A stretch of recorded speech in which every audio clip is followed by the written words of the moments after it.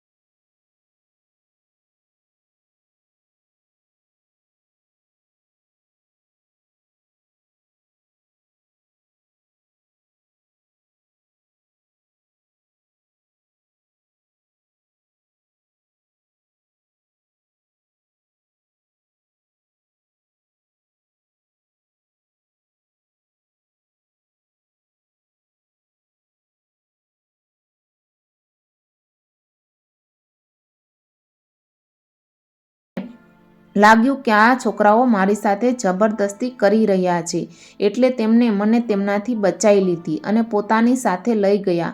એ group કિન્નરોનું હતું. હું આખી રાત તેમની સાથેની. તેમને મને કહ્યું કે સવાર પડે પછી તું તારા ઘરે જજે. તેમની સાથે એક રાત પસાર કર્યા પછી મને ખબર પડી કે તેમની જિંદગી કેટલી કઠિન હોય છે. તે લોકો જે કરતા હોય છે તે તેની મજબૂરી હોય છે. અમે પણ બીજા લોકોની જેમ જ લાગણીશીલ હોય છે અને અમારો દિમાગ પણ બીજા માણસોની જેમ તેજ જ હોય છે. હું એવી રીતે નહીં રહી શકું. મને તમારાથી અલગ ન કરો. તું અહીં જ રહીશ. એમ પાછળથી સંજયનો અવાજ સાંભળ્યો. અમે બંને ગભરાઈ ગયા. ખબર નહીં સંજય ક્યારથી અમારી વાતો સાંભળી રહ્યા હતા. સંજયની આ વાત સાંભળી નિશા દોડતી તેમની પાસે ગઈ અને તેને ગળે વળગીને રડવા લાગી. પપ્પા પ્લીઝ મને તમારી સાથે રહેવા દો.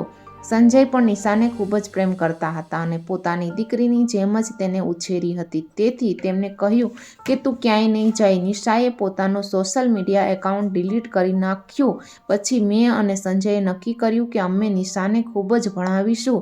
નિશા ભણવામાં ખૂબ જ હોશિયાર હતી.